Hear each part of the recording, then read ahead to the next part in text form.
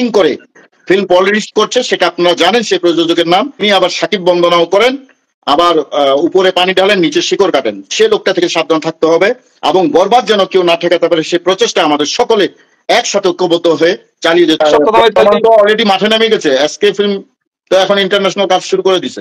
এখানে তো আলামত আমি এখানে চাই শাকিব খানের ছবি 24 ঘন্টাই চলবে, এইটা চাই এখন শাকিব খানের কাছ থেকে, মানে কোনো বিরতি নেই। ভাই বরবাদ তো পুরো কাঁপিয়ে দিচ্ছে, শুধু কাঁপিয়ে না, ভূমিকম্প চলছে। কবে দেখবেন মুভি? শনিবারে 4টা টিকিট, তোমার ভাবি সহ, আমার মেয়েরা সহ, আমার এক ভাবি, মোট 4টা টিকিট লাগবে। শনিবার বিকালের দিক দিলেও হবে। তুবন ভাই, আমি আজকে আবার সিঙ্গেল স্ক্রিন থেকে টিকিট কেটে এনেছি অগ্রিম। ও মাই গড, থ্যাংক ইউ ভাইয়া, থ্যাংক ইউ। বারবার দেখেন, দেখে ধারণ করেন, এ কোন মেগাস্টারকে দেখতেছি আমরা।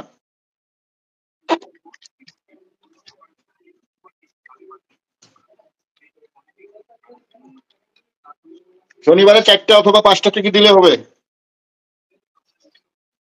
কালকে বসুন্ধরা তো যাইতেছে, বসুন্ধরার সময় দেখতে পারবা নাকি? আমরা তো যে কোনো সময় দেখতে পারি, আমাদের তো দেখার কোনো বাধাবিঘ্নতা নেই, কিন্তু ফ্যামিলিকে তো ভালো পরিবেশে দেখাতে হবে।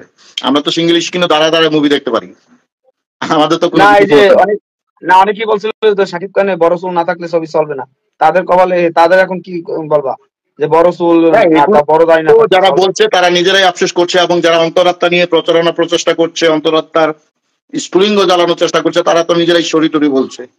অনন্য মামুন যে ষড়যন্ত্রের মূল হোতা ছিল একজন, সেটা ক্লিয়ার হয়ে গেছে। বরবাদকে ঠেকানো তো কোনো প্রচেষ্টা হয়নি। কালকে কি মধুমিতা বরবাদের টিকিট পাওয়া যাবে? মর্নিং শো পাওয়া যাবে, মানে বিকালের শোর টিকিট পাবেন না, রাতের শোর টিকিট পাবেন না। মধুমিতা তো 1200 উপরে হল পাওয়া, টিকিট পাওয়া যাবে কম বেশি, কি বেলা কাটা লাগবে।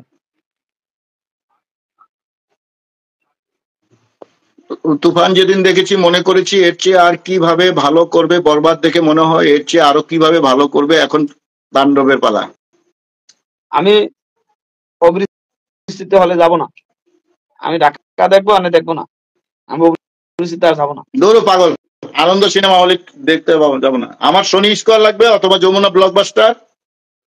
আনন্দ সিনেমা হলটা এখন লাইভে তো বলতেছ না, লাইভ ছেড়ে বলবো অনেক। কোরবানি ঈদে তাণ্ডব, তারপর আবার বিপিএল। এই বছর তো শাকিব খান পুরো আলোচনা আছে।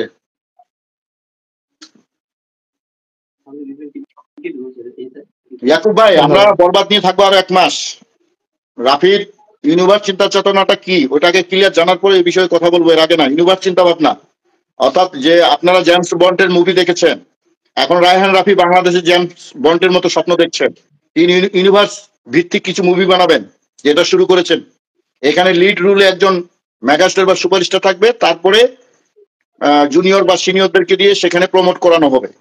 কাহিনী একই থাকবে, পার্ট 1, পার্ট 2, পার্ট 3 হতে থাকবে, জেমস বন্ডের মতো।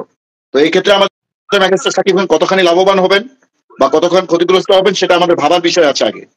এবং এখানে যে হিরোদের, তথাকথিত হিরোদের প্রমোশনের ব্যবস্থা করতেছেন তিনি, সেই হিরোদের সঙ্গে আমাদের মেগাস্টার শাকিব খানের স্ক্রিন শেয়ার যায় কিনা, সেটা আমাদের ভাবার বিষয় আছে। এটা নিয়ে আওয়াজ তুলতে হবে, আগে বুঝতে হবে। আগে উনি ইউনিভার্স সম্পর্কে ক্লিয়ার করুক আমাদের সামনে, তারপর কথা বলবো, এর আগে না।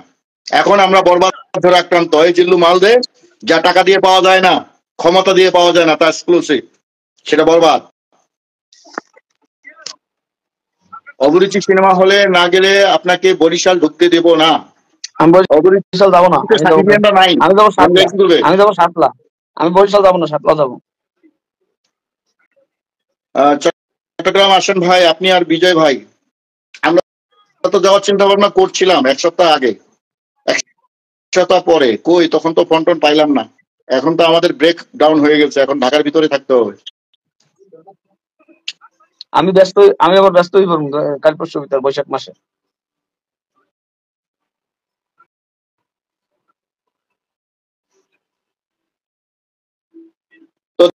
যাই হোক, আলোচনা অনেকক্ষণ হইলো। আমরা যেটা বলছি যে আমাদের টোটাল সাকিবিয়ানদের এখনো 1 মাস বরবাদ ঝড় নিয়ে থাকতে হবে, অন্য কোনো মুভি নিয়ে আলোচনা করার কোনো প্রয়োজন নেই।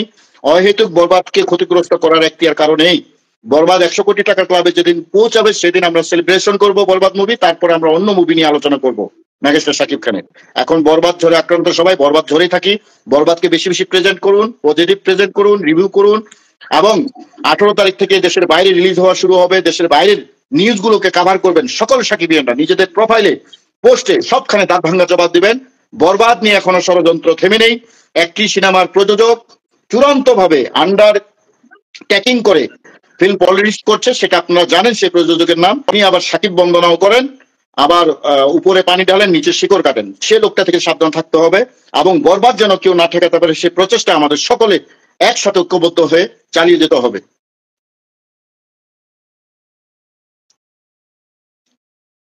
আমাকে চিনতে পারছেন?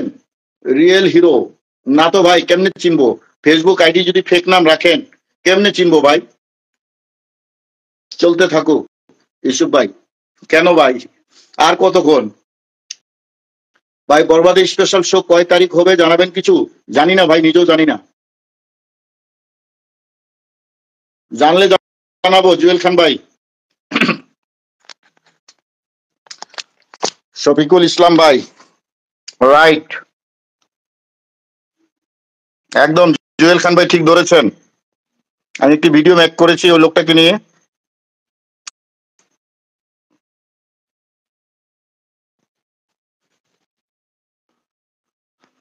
তো যে মেসেজটি দিতে চেয়েছিলাম, আপনারা অনেকে প্রশ্ন করেছিলেন। প্রথমত আমাদের কথা হলো যে আমরা আরো আগামী 1 মাস বরবাদ নিয়ে আলোচনা করব, পজিটিভলি আলোচনা করব। যতদিন পর্যন্ত 100 কোটি টাকার ক্লাবে বরবাদ পৌঁছাবে না ততদিন পর্যন্ত আমাদের এই লড়াই চলবে।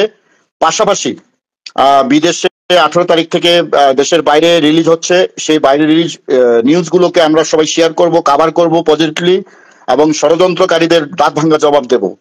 তৃতীয়ত, মিস্টার সোকল্ড হিরোকে নিয়ে যারা কথাবার্তা বলছেন যে upcoming movie Raihan Rafi universe movie তাণ্ডবে নাকি কেমো চরিত্রে থাকছে, আমরা সেটার বিষয়ে আমার ব্যক্তিগত অপিনিয়ন হলো যে ওই সোকল্ড হিরোকে আমি বয়কট করেছি ওয়াটের শোর প্রোগ্রাম থেকে, অর্থাৎ প্রিয়তমার ওই সময় থেকে। আমি কেমন পর্যন্ত সেই হিরোকে কোনোদিন হিরো হিসেবে অ্যাকসেপ্ট করবো না, বা তাকে সমর্থন করবো না, তাকে সাপোর্ট করবো না। যদি তাণ্ডবে সে থাকে স্ক্রিন শেয়ার করে মেগাস্টার শাকিব খানের সাথে, আমার ব্যক্তিগতভাবে আমি তাণ্ডব নিয়ে কোনো রকমের কথা বলবো না, পজিটিভ নেগেটিভ কোনোটাই না। তবে মেগাস্টার শাকিব খানের জন্য অন্তঃস্থল থেকে শুভকামনা থাকবে, সে যেন তার সফলতা চূড়ান্ত ভাবে নিয়ে বিজয় করে ঘরে তুলতে পারে। আর একটি বিষয় হলো যে ইউনিভার্স মুভি শুরু করছেন জেমস বন্ডের মতো রাহান রাফি সাহেব, তিনি ক্লিয়ার করবেন যে তিনি এই ধারাবাহিকতা কিভাবে রক্ষা করবেন এবং কাকে লিড রুলে রেখে, কাকে প্রধান চরিত্র রেখে বাকিদেরকে প্রমোট করবেন, সেটা যেন তিনি আমাদের পাবলিকলি ক্লিয়ার করেন। তারপর আমরা এই বিষয়ে আলোচনা করব। চট্টগ্রাম বার্লি আর্কেড সিনেপ্লেক্স তো টিকিট নেই, সিঙ্গেল স্ক্রিনের টিকিট নেই ভাই, কোনো জায়গাতেই নেই। আমি তো নিজেই ভুক্তভোগী ভাই, নিজে সিনেমা দেখতে পাচ্ছি কিন্তু ফ্যামিলিকে দেখাতে পারছি না। বিদেশ থেকে কেমন কালেকশন আনতে পারবে বরবাদ? আমেরিকা এবং কানাডায় তো 18 তারিখে রিলিজ হচ্ছে জুয়েল ভাই। সেটা 18 তারিখ, 19 তারিখ, 20 তারিখে বলা যাবে কেমন কি হতে পারে, মানে কি ক্রাউড হচ্ছে, কেমন কি দর্শক, সেটার উপর ভিত্তি করে। তবে বিগ অ্যামাউন্টে যাচ্ছে মুভিগুলো, এসকে ফিল্মের ব্যানারে যাচ্ছে। আর একটি সুখবর হলো যে দীর্ঘদিন এসকে ফিল্ম আমাদের মেগাস্টার শাকিব খানের প্রতিষ্ঠান, সেটাই অনেক চিন্তা ভাবনা করার পরে এবারে বরবাদ মুভির মধ্য দিয়ে ইন্টারন্যাশনাল যাত্রা শুরু করেছে। আশা করি এসকে ফিল্মে আবার মেগাস্টার শাকিব খানের নিজস্ব অর্থায়নে বিগ বাজেট একটি মুভিও তৈরি হতে যাচ্ছে 26 সালের মধ্যে। এটা একটা ভালো খবর। তো সবাইকে অনেক অনেক ভালোবাসার শুভেচ্ছা, ঈদ মোবারক। বরবাদের সাথে থাকুন, বরবাদকে 100 কোটি টাকার ক্লাবে পৌঁছাইতে হবে। এই জিল্লু খবর দে, বরবাদ 100 কোটি টাকার ক্লাবে না পৌঁছানো পর্যন্ত আমাদের লড়াই থামবে না। যেমনি ভাবে সেন্সর বোর্ডে আন্দোলন করে আমরা বরবাদকে ছিনিয়ে এনেছি, তেমনি ভাবে আমাদের প্রচারণা প্রমোশন চলবে বরবাদের জন্য 100 কোটি টাকার ক্লাবে না যাওয়া পর্যন্ত। যেদিন 100 কোটি টাকার ক্লাবে পৌঁছাবে, পুরা ঢাকা শহরে মিষ্টি মুখ করবো ইনশাল্লাহ, সেলিব্রেশন করব, ঘোড়ার গাড়ি ব্যাংক পার্টি বাজিয়ে 100 কোটি টাকার ক্লাবে পৌঁছালেই কথা দিলাম সকল সাকিবিয়ানরা আবার একত্রিত হব, ব্যাংক পার্টি বাজিয়ে সেলিব্রেশন করব, লাল গালিচার মধ্য দিয়ে মেগাস্টার শাকিব খানকে হাঁটাবো ইনশাল্লাহ। 100 কোটি টাকার ক্লাবে আমরা যাবোই যাবো, এই আশা রেখে আজকে এ পর্যন্তই। শুভরাত্রি, ভালো থাকবেন সবাই, আসসালামু আলাইকুম।